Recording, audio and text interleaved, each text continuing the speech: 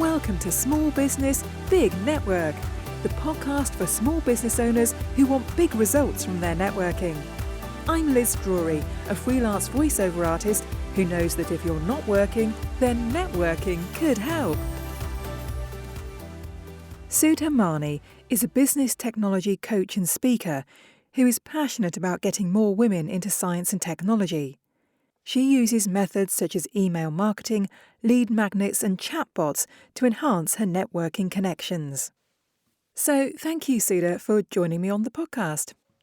Oh, you're welcome. Thanks for asking me to come on your podcast. It seems to be really good. You've got good content going. Thank you very much. Now, you've had a really fascinating journey. I know you started out by taking a degree in computer science when you were still living in India, but what happened after that? Immediately after I finished my degree in computer science, a couple of my friends and we started a startup. We didn't call it startup at that point because we didn't have that much knowledge, business knowledge, I would say. So we started a startup, helping or created a forum helping other students to do their projects on computer science subjects, C++ and other subjects, because then not all of us who are in computer science had computers in India. So that is how I started out as a tech startup founder, I must say. But we didn't have any papers or anything going on at that point, and we did all growth hacking techniques to get many people on, but we never monetized it. That's a regret I think I live with. So what eventually brought you to the UK?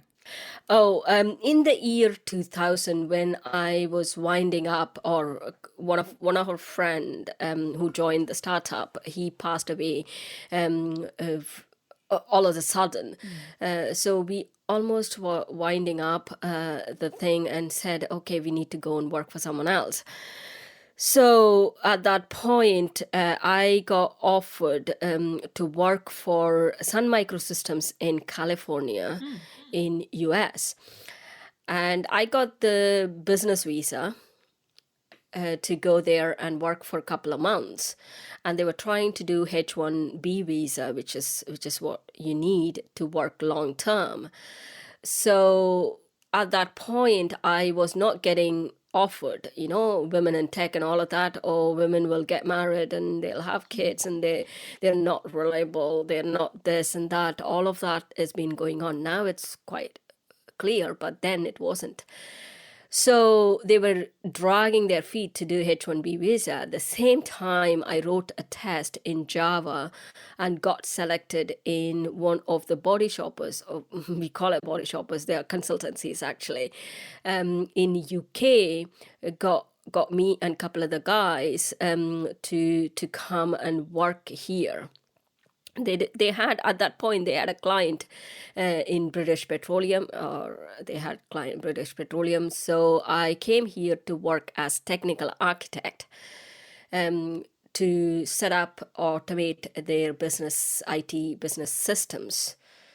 So that is how I ended up with £150 and one-way ticket to UK. Where the degrees, the weather is like in sub-zeros. I came here September 30th, 29th was the flight, 30th. And you can imagine the temperature there was around about 35, 37 degrees centigrade. And here I come. It's in lower 10s. I guess you're used to it now. I don't know whether I will ever be used to it, but yes, when I go back to India, I feel, oh my God, it's too hot, even at 20 degrees. I was like, Mommy, it's too hot. So tell me about your business now, because I know things have moved on a lot since then, haven't they? Oh, yeah.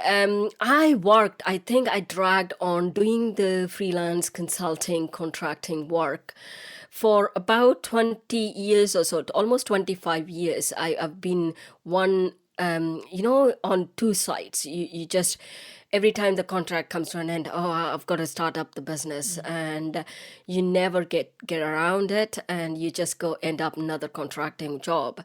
That is how I was doing. I was working for or consulting for financial services, investment banks, public sector and private sector and local government and all of that. And 2017, there was a breakup point at one. I said, I can't be put up with this nonsense, because one of the line managers was really being B star. So I was like, I can't put up with this. I really can't. So I said, at 2017, the contract was coming to an end with Scottish government. I said, I've got to help small business owners, because they are the backbones. They are the economy boosters. Even though they don't agree most of the time, they hustle a lot. They have got less amount. I found that to be more satisfying than working for projects or automating systems where the budget is enormous, you know. So I find that to be challenging, and it's also risk taking, I must say. I'm coming from 6-figure income to almost 5-figure, or maybe sometimes, if I'm lucky, lower 5 figures, you know. So you think, oh my God, should I be? End of the day, I think small business owners need more help IT wise, because they don't use IT properly, as in technology properly in their business. The very first thing comes out of, or the very first statement comes out of there, I am not a techie, I don't know how to use it. Or this is the predominant one. Or the second one is, oh, it doesn't work for me. How can tech not work for you? It's like a car. You know how, if you know how to drive, you can use the car. Car will work for you. Yeah. It's not that car is not working for you. It's that you don't have the skill set, Yeah. or know how to use technology in your favor rather than using it the other way around. It's like dog, to be frank with you. You need to train them. Tell them what to do rather than no. Tell them who the master is. You know, that's what it's all about. And people think, oh, you're a techie, you've done computer science, you should be very comfortable with all the things which is coming. Yes, at the same time, technology frustrates me as well. It's not that we are great. We know how to get around it. We know how we can manipulate it. It might not be a very fancy word. You have to manipulate technology in your favor so that it doesn't overrule you. Tell me about the sorts of businesses that you work with and what sort of specific support you can provide to them. Oh, I work with small business owners to medium business owners who are wanting to automate automate their computer systems fully, completely, from start to the end. If it's a sales process, like they've got pre-sales takes more time than sales itself. If they've done the pre-sales properly, they would get the sale by end of it. So the automation of the full sales process and marketing processes, website design, and also I mainly love working with women entrepreneurs who are one-man band or one-woman band, to carry on their business on their shoulders, who are hustling. They've got business, they've got other things. So automating those processes are my passion. Passion is highly rated or overrated word, I would say, but that's what keeps me moving, I must say. So yes, to answer your question, I would be working with, or I am working with coaches, consultants. Some of mine are, they are the ones who want to create passive income through their expertise, like online. It's nothing to do online courses, membership sites set up. Those are the things I work mostly. And chatbots, by the way. I'll come to it at the later. So tell me what sort of results you're getting for your clients.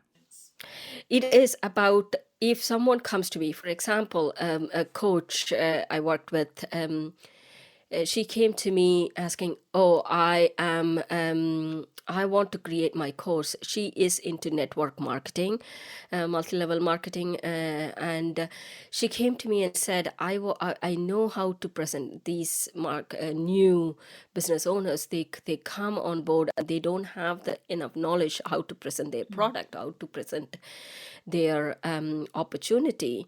I would like to create an online course for them from she's got about 30 years of experience, 35 years of experience doing this. And she said, that's what I want to create. And we created an online course for her. There was another another friend of mine. She became friend after.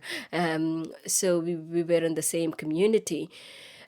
She is a dentist, and she came to me and said she already had worked with other coaches.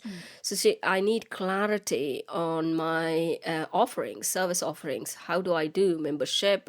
Do I go for membership? Do I create an online course and do launches every quarter and find it that way? It depends on. And there was another coach who came to me and said, "Hey, look, I want to do online retreats, but at the same time during the downtime, how do I do this? Because lockdown has been the downtime for many retreats and many face-to-face events." So they come on and say, "Okay, this is what I have. How do I monetize my expertise? How do I monetize the events or the same thing, which same experience I can give online?" So those are the services, or those are the results. I go work with them and create these products, online products for them, or show them how to create their online process using the right technology. Most of the time, there are quite a lot of gurus out there. I'm not saying good, bad, ugly, but I'm saying some of them are just strategy. Some of them are just technology. So these business owners, when they go and they say, "Oh yeah, we'll get you the results, you can make 6-figure by end of the coaching session." Okay, you've given them the strategy, you've given them the what result they can get, but they don't have a know-how of which technology to use. And they provide, "Oh, this is the technology I use." That might work for that person. Yeah. And it might not work for the person who doesn't have that much of manpower. Yeah. "Oh, we use a VA." And then they come, "Oh, you need to go and get a VA." Okay, fine. I don't have money. I paid you 10K to get this knowledge, and now you're asking me to get a team of a couple of VAs. Now you want me to pay for this online platform where I can create course. Now you are asking me to create a sales letter. Now you're asking me to do an email marketing. How am I going to do all of this, and how can I hook up all of this together? It looks like I am doing more work than I came you for. So you're helping people to really streamline all of that, I guess, and do the things that they really need to do. Yeah, it's more of like what are the basic things you need to set it up first, because it's all in the foundation, and then you can build it, you can scale it so much. So yes, streamlining, that is the best word to use. Yes, I help business owners to streamline and automate their business processes so that they don't have to spend too much of time or money. Tell me more about the chatbots that you mentioned earlier. Oh, chatbots, Facebook Messenger bots is what it's called.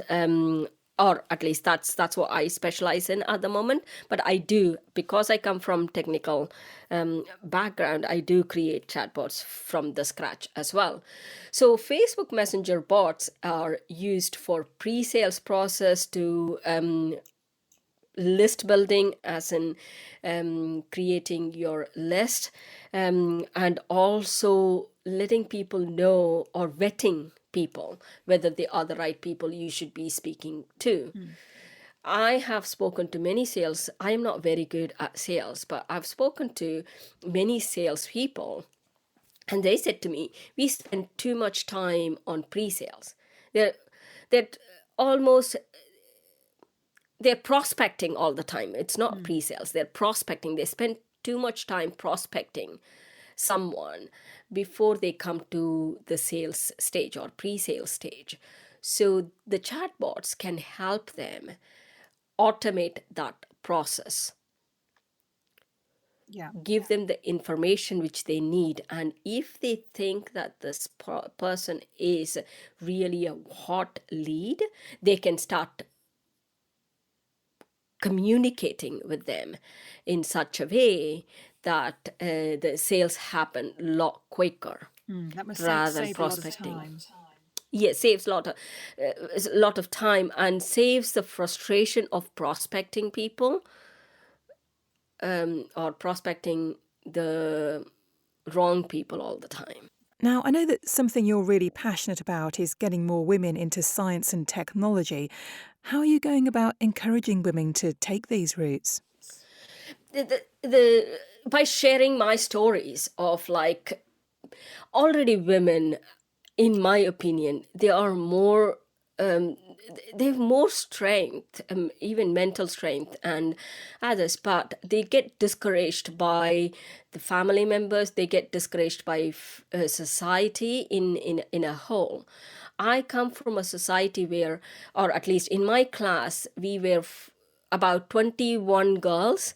Out of 21 girls, we are only 3 of us are still in IT, still call ourselves an IT person. It is not because IT is not right. It's because they don't know how to maneuver and grow the thick skin, I would say, to put up with.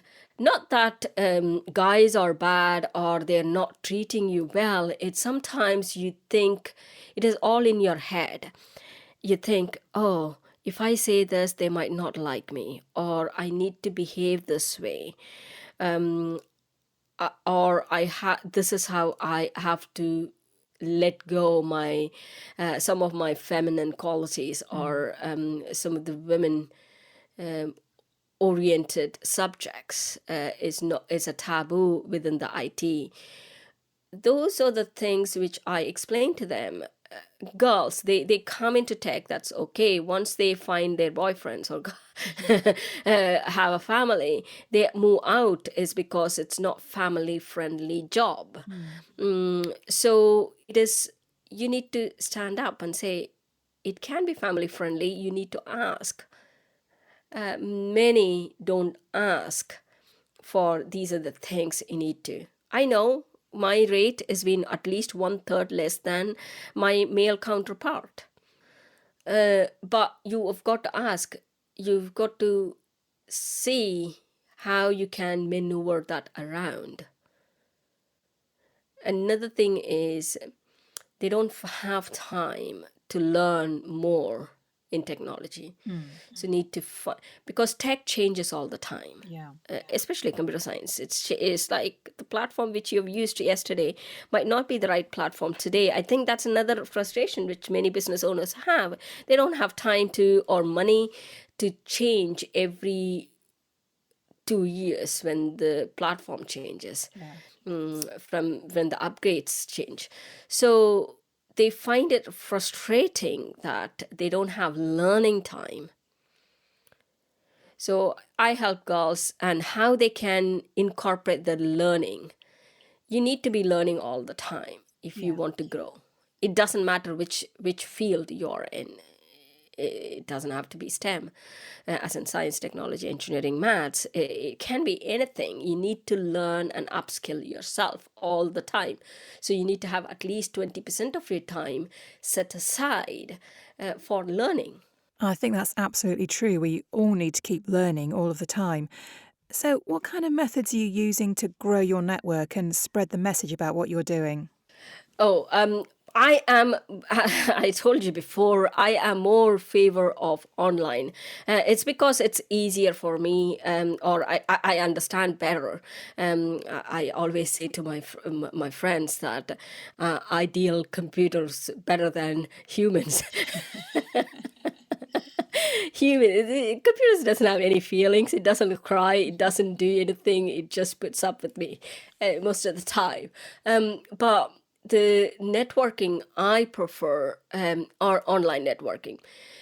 But that doesn't mean I have left the face-to-face networking off. So whenever I go to face-to-face networking, I carry a QR code with me. I've already created a landing page where they can get a freebie. Okay, I've already created a landing page. At least let me tell you what this QR code is and explain to you how many lead magnets I have and how I can use it for many different purposes. So I already have created a landing page. I'll tell them, just scan it and you just put in your name and email address, you will get it. And now I use both QR code and also chatbots to do the same. But at least last year it didn't work, but before that it used to have a QR code for my landing page. I used to have chatbots. Again, it's a QR code. You can link it up to a QR code and use that as another way of grabbing their email address and name. And the third method I use is LinkedIn. LinkedIn is a QR code, and you can make people or connect with people immediately before you even leave that meeting. So I use what happened with LinkedIn is I started using less and less of it. It's because I could not hook it up to my email marketing sequence.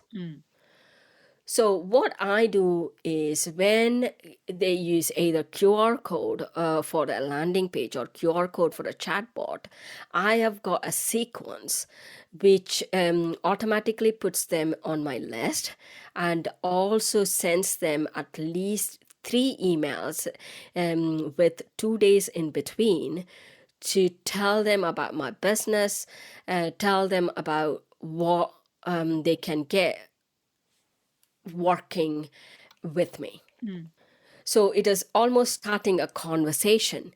It also gives me another advantage, is that I can see who have opened how many emails. For example, I've set up a three email, which is the minimum you could do, is 3 email. If I see they've opened the first one, they've opened the second one, and they've opened the third one, I know that they are really keen in speaking to me. Yeah. They're really keen in knowing what my businesses are. So that kind of gives me an vantage point or advantage in a way that, yeah, I can speak to this person. Next time I go to this, I meet this. Hey, how are you? They know me by then. They know my business. They know what I do. And then if they need me, they will come to me. If someone else needs me, they will introduce me. This has happened to me many times. I rarely, as I said, I prefer 90% of my time on online networking than face-to-face networking. If I could monetize my face-to-face networking by getting a referral without being a member of BNI, without being a member of a big networking group, I am winning. And at the same time, it avoids hoarding the business cards. How many times we go to face-to-face meeting and hoard all these business cards. We have got all good intentions that by the time we get home, we are either going to give it to our assistants or we are going to enter that on our email list. How many times have we done that? Yeah. So those are the three things landing page QR code, chatbots QR code, and also LinkedIn. And I told you how I told you about how I use these for the different networking. So I have at least 5 to 6 lead magnets. These are the things where they can download it, they can talk about, they say this, or they say, for example, I go to a women in networking women. So when I go there, most of the women who come there are into network marketing. So I have a lead magnet where they can download the lead magnet ideas for network marketing. If they want that, they can very well scan this QR code and get that. Before I even get off the meeting, I can get their email address and name in my database. That's a brilliant idea. Yeah. And if they're downloading that, I know pretty well that they are really keen to know how they can use it. And then I go to Edinburgh Chambers of Commerce. I'm also mentor for Chambers of Commerce, or I used to be mentor. The last year it didn't work. I have there, all I have is insurance brokers, financial consultants, or those type of finance, and those people are there in that networking. And I know going to few networking, I kind of got an idea of these are the people who are going to be in there in these type of networking meetings. So I have got lead magnet, which is going to help them create their own lead magnets and get their get people's email address into their database.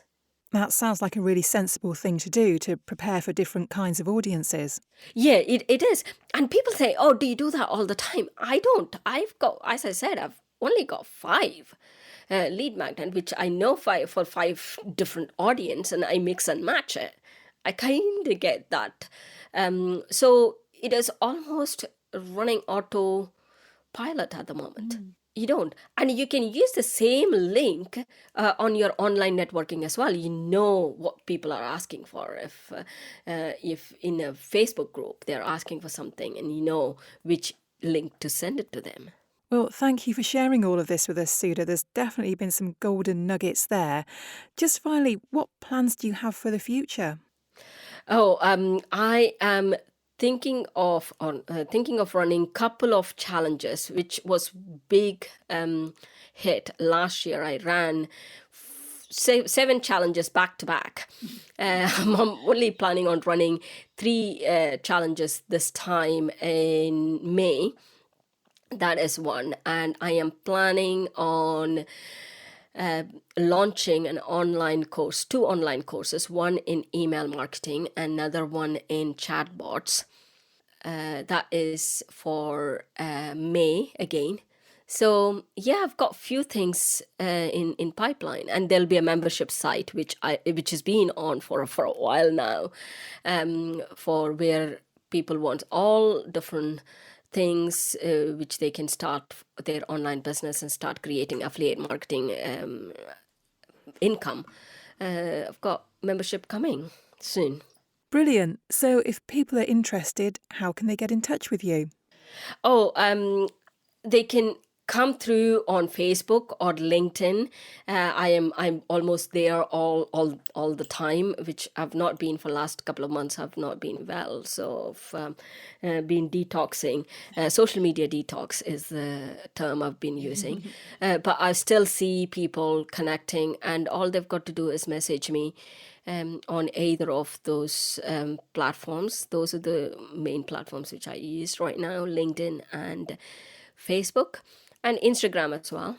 And they can go to my website and check me out.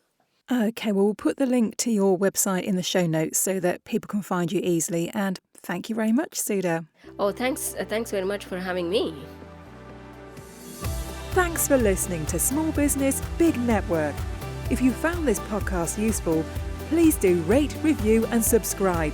And don't forget to share it with the rest of your network too.